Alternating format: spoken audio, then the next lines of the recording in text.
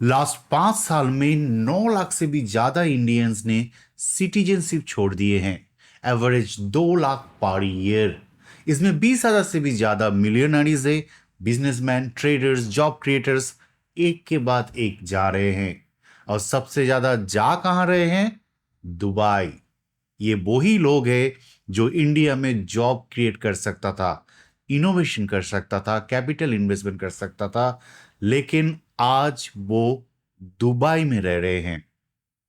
कारण, यूए में income tax zero, capital gain tax zero, corporate tax भी only 9%, वो भी कुछ लिमिटेड केसेस में।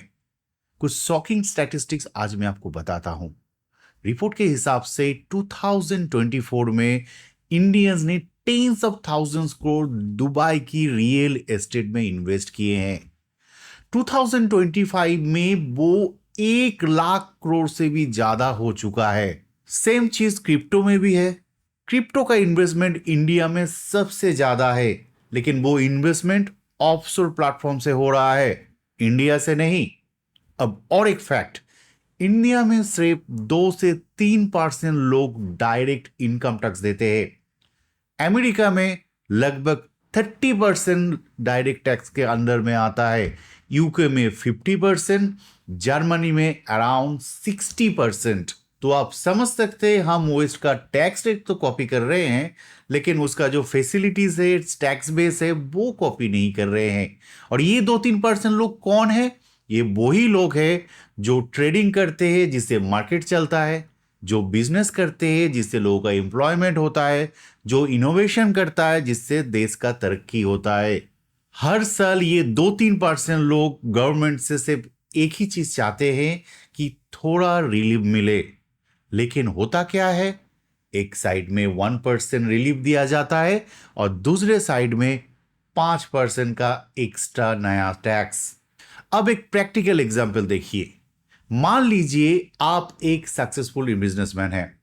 आपका सालाना 2 करोड़ का इनकम है। आप लोगों को एम्प्लॉयमेंट दे रहे हैं, 12 से 18% जीएसटी दे रहे हैं, और फिर भी 2 करोड़ के प्रॉफिट के ऊपर आपको लगभग 62 लाख एक्स्ट्रा इनकम टैक्स देना पड़ेगा।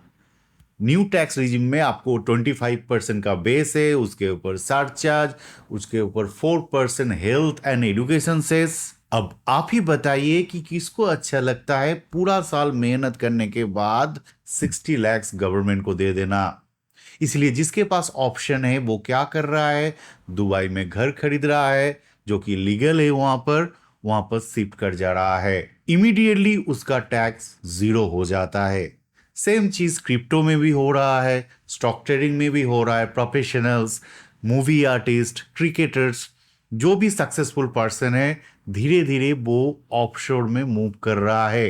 अब अगर आप रीसेंट न्यूज फॉलो करते हैं तो आपको पता होगा कि दुबई के बाद सऊदी अरेबिया ने भी टैक्स फ्रेंडली पॉलिसीज इंट्रोड्यूस करने जा रहा है। सबको अलाउ करने जा रहा है कि वहां पर प्रॉपर्टी वो खरीद पाए।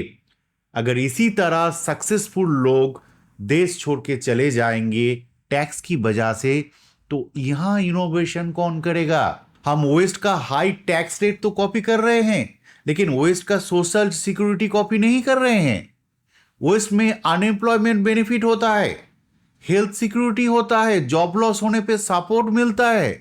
और यहां जो 2-3% टैक्स देता है वो सबसे ज्यादा नेग्लेक्टेड है। पिछले 2 सालों में इंडियन स्टॉक मार्केट का परफॉर्मेंस ग्लोबल पीर के मुकाबले बहुत खराब हो गया है। 2025 में जापान ने 20% रिटर्न दिया है। यूरोप, चाइना, यूएसए सभी का जो परफॉर्मेंस है स्टॉक मार्केट का बहुत ही अच्छा है। लेकिन इंडियन का ब्रॉड मार्केट का रिटर्न सिंगल डिजिट में है। अब आप सोचते होंगे कि स्टॉक मार्केट से तो मुझे कोई इफेक्ट नहीं आने वाला। गलत है।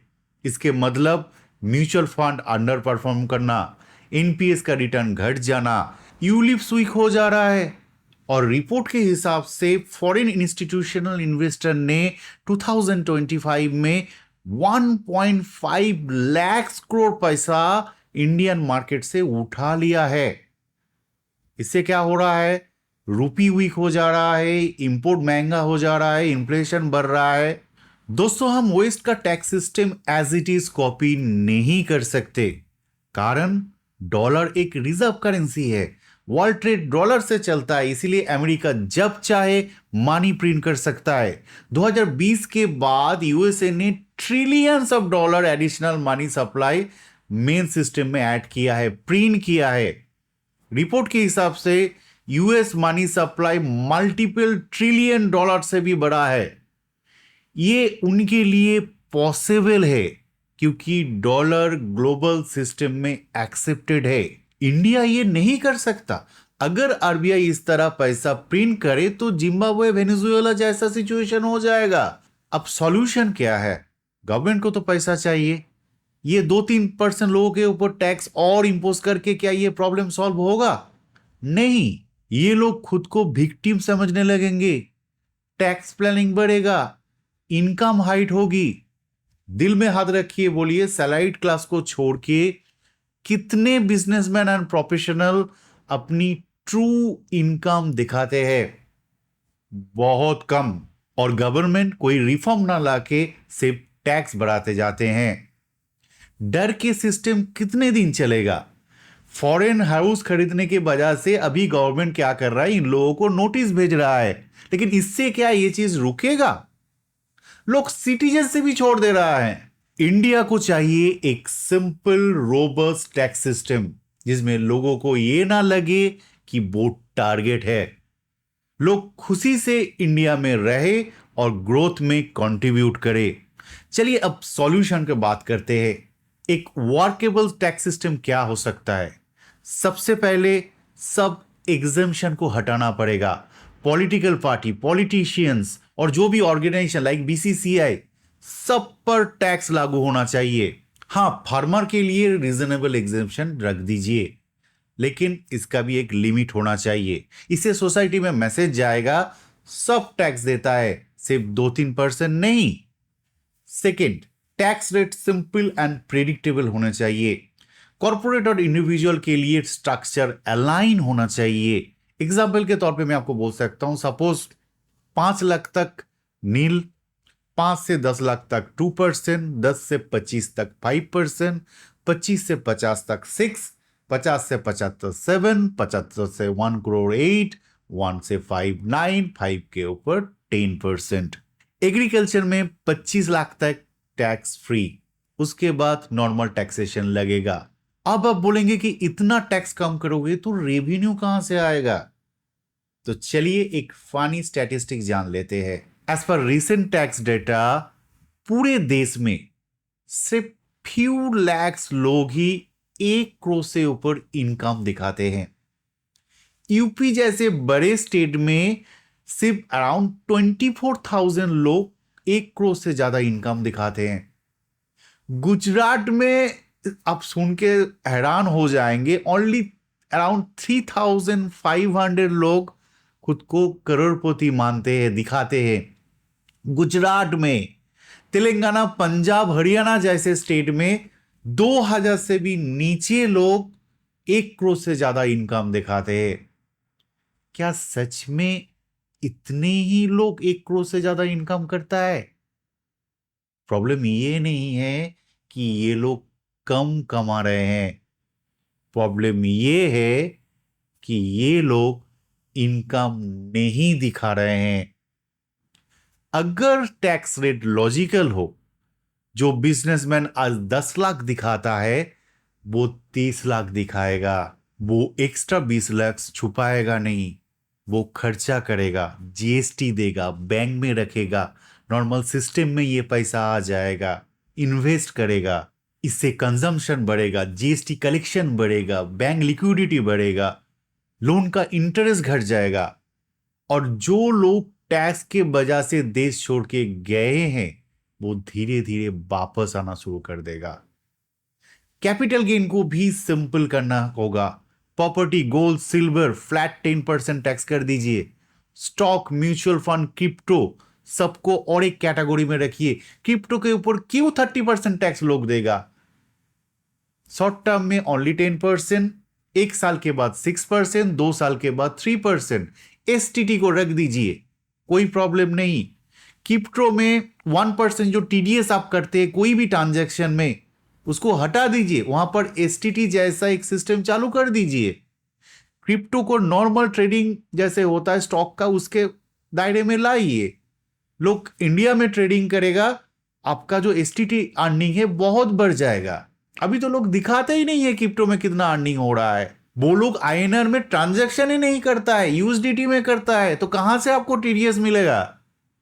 अगर उसको कम करेंगे, नॉर्मलाइज करेंगे, लोग खुशी खुशी इंडिया में ट्रांजैक्शन करेंगे, वहां से जो इनकम होगा ना, वो हो सकता है स्टॉक से भी ज्यादा आपका इनकम हो जाए। टैक्स कम करने के साथ साथ कंप्लायंस भी स्ट्रॉन्ग करना पड़ेगा। अभी ब्लैक मनी पर 100% पेनल्टी है, लेकिन मैन पावर नहीं है, इन्फोर्स कौन करेगा?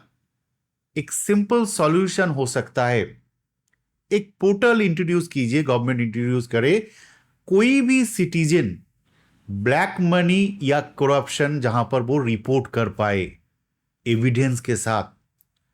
अगर उस रिपोर्टिंग की वजह से गवर्नमेंट को टैक्स अर्निंग हुआ, तो उस अमाउंट से 2% जो रिपोर्ट किया है उसको रिवॉर्ड दीजिए।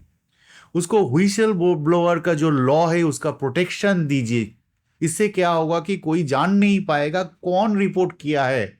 इमीडिएटली 150 करोड़ लोग ऑटोमेटिकली आपका टैक्स वॉचडॉग बन जाएगा, कोई छुप नहीं पाएगा।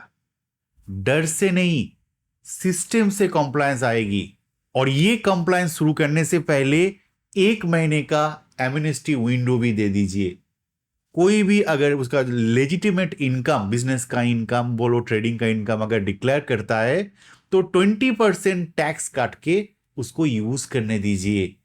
जो करप्शन से किया है उसको नहीं, लेकिन जो बिजनेस किया है वो दिखाया नहीं है, एटलीस्ट उन लोगों को तो 20% कट के बाकी उसको यूज करने दीजिए ना। बहुत पैसा आपका जो सिस्टम में आ जाएगा, मार्केट में बहुत मनी आ जाएगा, बैंक में डिपॉजिट होगा, GST इनकम बढ़ेगा, इकोनॉमिक एक्टिविटी बढ़ जाएगा। हम ओएस को कॉपी नहीं कर सकते, हमें चाहिए इनोवेशन, कंजप्शन, इंटरनल स्ट्रेंथ। अगर हम अपनी जनता पर भरोसा रखेंगे तो हमें किसी देश के ऊपर डिपेंड करना नहीं पड़ेगा। ये जो अभी टैरिफ का थ्रेट दे रहा है ना, वो थ्रेट में सबमिट करने की कोई जरूरत ही नहीं पड़ेगा। इंटरनल कंजप्शन ही काफी होगा ये देश को आगे बढ़ाने के लिए।